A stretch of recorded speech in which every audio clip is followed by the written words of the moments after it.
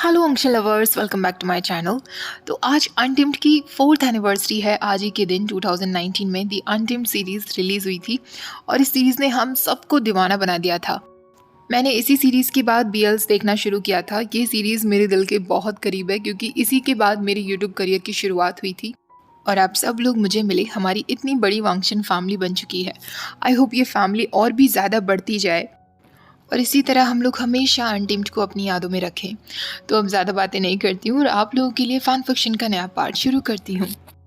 Last part में हमने देखा था वुयिंग और वांग जी कोई टावर आ गए थे। जिन गुंगवाइयों को किसी काम से बाहर जाना था तो वो चला जाता है।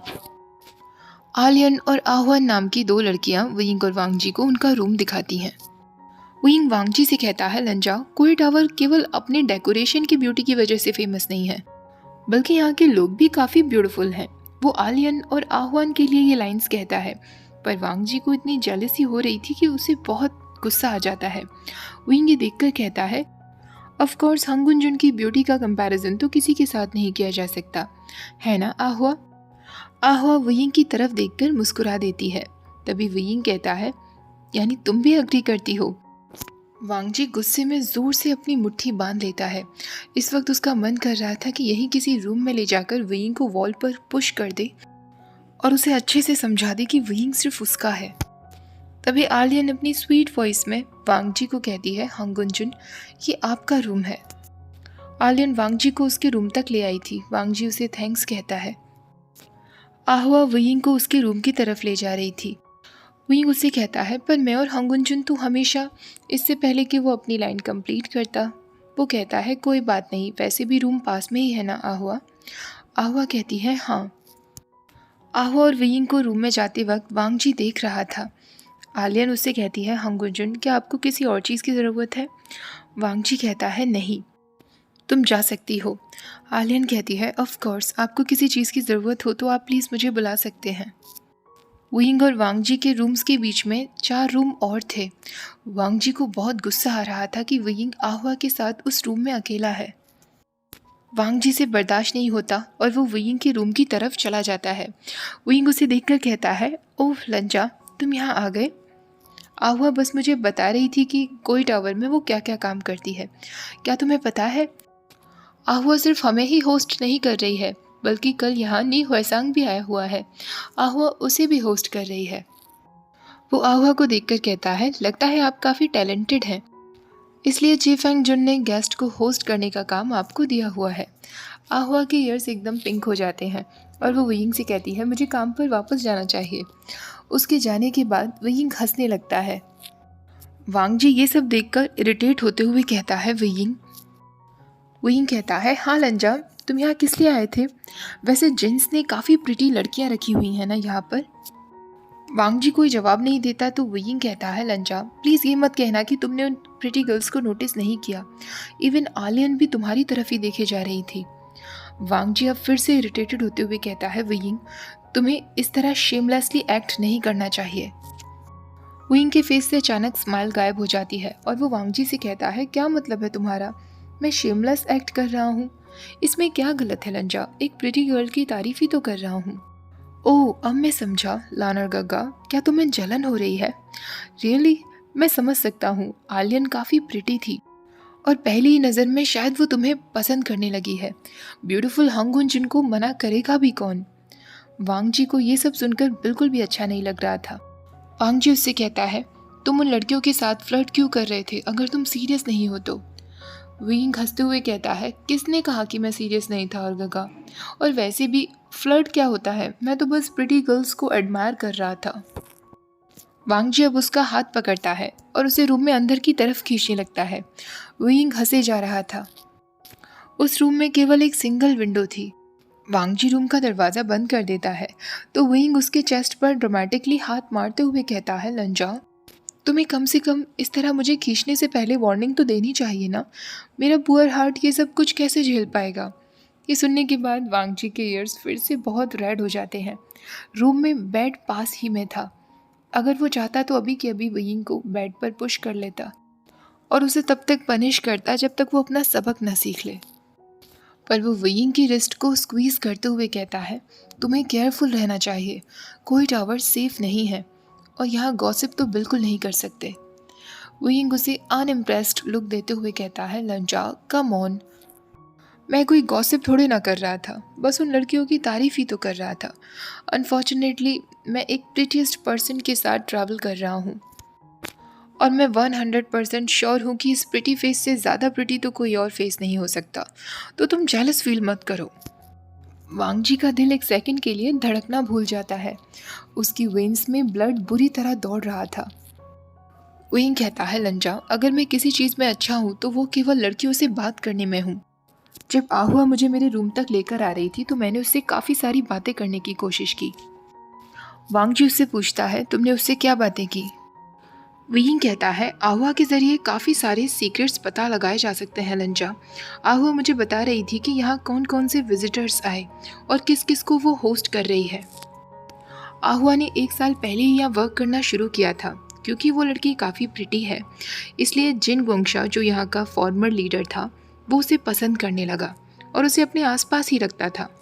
उसने मुझे बताया कि नी हुएजांग आजकल यहाँ कुछ ज़्यादा ही विजिट करता है, जबकि पहले नहीं किया करता था, और जिन गोंगायो बाकी विजिटर्स के साथ बिजी रहता है।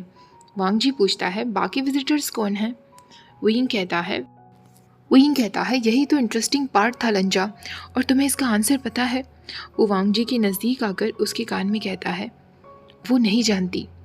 वांग जी उससे कहता है, वो नहीं जानती? वुयिंग कहता है, हाँ, उसने मुझसे तो यही बताया और अचानक से फिर तुम यहाँ चले आए। जिन गोंगायो जिससे भी मीटिंग कर रहा है काफ़ी सीक्रेटली मीटिंग कर रहा है। मेड्स, सर्वेंट कोई भी वहाँ अलाउड नहीं है। वांग जी सोच में पड़ जाता है। तभी वुयिंग कहता है, जिन गोंगायो आज कुछ ज़्यादा ही बिजी है, तुम्हें नहीं लगता लंजा? वांग जी कहता है, तुम्हारे कहने का मतलब है कि आज भी उसकी कोई सीक्रेट मीटिंग चल रही है? वुयिंग कहता है, हाँ लंजा, मेरे पास एक आइडिया है। वो दोनों अब वुयिंग के आइडिया को लेकर आपस में बातें करने लगते हैं। तभी कुछ टाइम बाद आहुआ वहाँ आती है, जो उन्हें डाइनिंग रूम में लेकर आती हैं, जहाँ वो दोनों जिन गोंगायो के साथ डिनर करने वाले थे। वो दोनों आपस में सोचने लगते हैं, अगर वो सीक्रेट गेस्ट वही हैं जिनका वो अंदाज़ा लगा रहे हैं, तो उन्होंने जो प्लान बनाया है वो सच में काम ज़रूर करेगा। वो दोनों जब डाइनिंग रूम में एंटर करते हैं तो वो देखते हैं जिन गोंगायो अभी तक वहाँ नहीं पहुँचा था, पर वहाँ कोई और ज़रूर मौजूद था। हुएजांग उन दोनों को देखकर कहता है, हांग कुंजुन, मैंने सुना था कि आप भी आए हुए हैं, आपको ज्वाइन करके मुझे बहुत अच्छा लग रहा है। तभी वो वुयिंग की तरफ इशारा करते हुए कहता है, ये कौन है? क्या ये आपके वही कंपेनियन है जिसके साथ हांग कुंजुन ट्रैवल कर रहे हैं? मैंने ये न्यूज़ काफ़ी बार सुनी है। तभी वुयिंग आगे बढ़कर कहता है, क्लैन लीडर नी, मेरा नाम विभूषण है, आपसे मिलकर खुशी हुई। नी हुएजांग कहता है, मुझे भी आपसे मिलकर अच्छा लगा। मैं लिया फंगजुन का कब से यहाँ इंतज़ार कर रहा हूँ। मैं डिनर से पहले उनसे बातें करना चाहता था। मैं अपने रूम में पड़ा पड़ा तो बोर होता जा रहा हूँ। कोई टावर बहुत ब्यूटीफुल है, पर मैं ऑलरेडी वो सारे प्लेसेस विजिट कर चुका हूँ जहाँ हमें जाना अलाउड है। ये सुनने के बाद वुयिंग कंफ्यूज होते हुए कहता है, आपके कहने का मतलब है कि यहाँ ऐसे प्लेसेस भी हैं जहाँ जाना अलाउड नहीं है? हुएजांग इस बात पर कहता है, पता नहीं, पर कुछ टाइम बाद ही कहता है, हम सबके सीक्रेट्स होते हैं वे ब्रदर। वांग जी को ये सुनकर थोड़ी स्ट्रेंज फीलिंग हो रही थी। वो हुएजांग से पूछता है, तो आप यहाँ कब पहुँचे? हुएजांग कहता है, कल ही पहुँचा था। मैं सेक्ट बिजनेस के सिलसिले में आया था। अनफॉर्चुनेटली अभी तक लिया फंगजुन से मेरी बातें नहीं हो पाई हैं। वुयिंग कहता है, आप यहाँ कल से आए हुए हैं और अभी तक आपकी बातें उनसे नहीं हुई हैं। क्या आपको पता है कि वो किस चीज़ में बिजी हैं? हुएजांग कहता है, मुझे नहीं पता। आई एम श्योर कुछ ना कुछ इम्पॉर्टेंट ही होगा। सेक्ट लीडर का बिजनेस ही रहा होगा। उसके बाद उन लोगों की कन्वर्सेशन थोड़ी और आगे बढ़ती है। हुएजांग और वुयिंग में दोस्ती जल्दी ही बढ़ रही थी। सूरज छुपने लगा था। वो लोग बैठे बैठे इंतज़ार कर ही रहे थे। तभी अचानक उन्हें रूम के बाहर से आवाज़ सुनाई देती है। जिन गोंगायो कह रहा था, आसू प्लीज़ हमारे क्वार्टर्स में वापस जाओ, हम इस बारे में बाद में बात कर लेंगे, फ़िलहाल मुझे मेरे गेस्ट को अटेंड करना है। वांग जी और वुयिंग जैसे ही दरवाज़ा खोलते हैं, जिन गोंगायो वहाँ एंटर करता है। हमेशा की तरह उसके फेस पर स्माइल थी। वो उन दोनों से कहता है, जेंटलमैन, आई एम सॉरी मैं इतना लेट हो गया, मैं किसी काम में बिज़ी था, मुझे माफ़ करिएगा, पर आज मैं आप लोगों के साथ डिनर नहीं कर पाऊँगा। कुछ और मैटर्स हैं जो मुझे हैंडल करने हैं। जिन गोंगायो वहाँ से जाने ही वाला होता है। तभी हुएजांग कहता है, मैं आपका कल से इंतज़ार कर रहा हूँ। जिन गुंगुआ उससे कहता है, ह्वेसांग मैं तुमसे मॉर्निंग में बात करूँगा। तभी अचानक विंग वहाँ आता है और उससे कहता है, सेक्रेटर जिन, हम इतनी लंबी जर्नी से सिर्फ आपसे मिलने के लिए आए हैं। हमें बहुत ज़रूरी बात करनी है।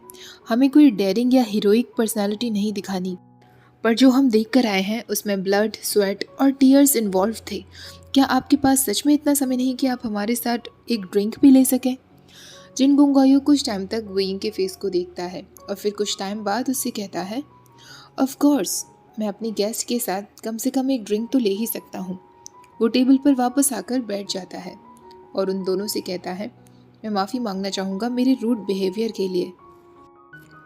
विंग सबके लिए ड्रिंक सर्व करना शुरू करता है। आपस में कुछ ड्रिंक्स लेने के बाद जिन गुंगायू खड़ा होकर कहता है, अब मुझे चलना चाहिए, आप तीनों साथ में एंजॉय करिए। उसके बाद विंग भी ह्वेसांग से कहता है, हमें भी अब चलना चाहिए नी ब्रदर, लंजा का बेड टाइम हो रहा है। ह्वेसांग कहता है, ठीक है मैं चलता हूँ, आपसे मिलकर अच्छा लगा वे ब्रदर। ह्वेसांग के जाने के बाद विंग तुरंत वांगजी के पास आकर कहता है, जल्दी से बाहर निकालो लंजा। आई होप ह्वेसांग अभी तक रेंज से बाहर नहीं गया होगा। वांगजी तुरंत अपने बैग से विंग का फ़ोन निकाल कर दे देता है। विंग अपने फ़ोन में काफ़ी सारी स्क्रीन्स देखता है। वांगजी को नहीं पता था कि विंग क्या कर रहा है। विंग कहता है, फाइनली हम उससे कनेक्ट हो चुके हैं, देखते हैं कि ये जिन गुंगायू कहाँ जा रहा है। विंग ने जिन गुंगायू के ऊपर एक ब्लूटूथ डिवाइस लगा दी थी जो उसके फ़ोन की थी। यही विंग और वांगजी का प्लान था। विंग रिकॉर्ड करना शुरू कर देता है। तभी विंग को अपने फ़ोन में आवाज़ सुनाई देती है जो एक वुमन की आवाज़ थी। वो वुमन कह रही थी, मुझे सच बताइए, अभी के अभी मुझे सच जानना है। अब जिन गुंगायू अपनी आवाज़ में कहता है, आंसू, तुम्हें मेरी बातों पर विश्वास क्यों नहीं हो रहा? आंसू अब अपनी ब्रोकन वॉइस में कहती है, क्या तुम इस बात से इनकार कर रहे हो कि तुमने ही हमारे बेटे को मारा है? ये सुनने के बाद विंग की आंखें खुली की खुली रह जाती हैं। जिन गुंगायू कहता है, आंसू ऐसा कैसे हो सकता है? हमारा बेटा बीमार था। आंसू उससे कहती है, वही बीमारी ना जिसने तुम्हारे फादर की जान ले ली, वही बीमारी जिसकी वजह से तुम जिन सेक्ट के लीडर बने हो। जिन गुंगायू अब आंसू के हाथ से लेटर छीनते हुए कहता है, इस लेटर की वजह से तुम मुझ पर ये सब इल्ज़ाम लगा रही हो ना? किसने दिया तुम्हें ये लेटर? आंसू उससे कहती है, अब इस बात से क्या फ़र्क पड़ता है? क्या ये सच है कि वो मेरे फादर थे? जिन गुंगायू कहता है, हाँ, मुझे भी इस बारे में बाद में ही पता चला और तब तक बहुत देर हो चुकी थी। अब आंसू उससे कहती है, तुम सच में एक मॉन्स्टर हो। जिन गुंगायू उसे बेड पर लेटाते हुए कहता है, आंसू तुम बीमार हो, तुम यहाँ लेट जाओ, मैं तुम्हारे लिए कुछ म्यूज़िक प्ले कर देता हूँ। ये सुनते ही विंग के हाथ से फ़ोन गिर जाता है। वो वांगजी से कहता है, लंजा, हमें अभी के अभी जाना होगा। विंग वहाँ से भागने लगता है। वांगजी भी उसके पीछे पीछे आता है। अचानक आहुआ उन्हें देखकर कहती है, आप लोग इस तरह कहाँ जा रहे हैं? क्या सब कुछ ठीक है?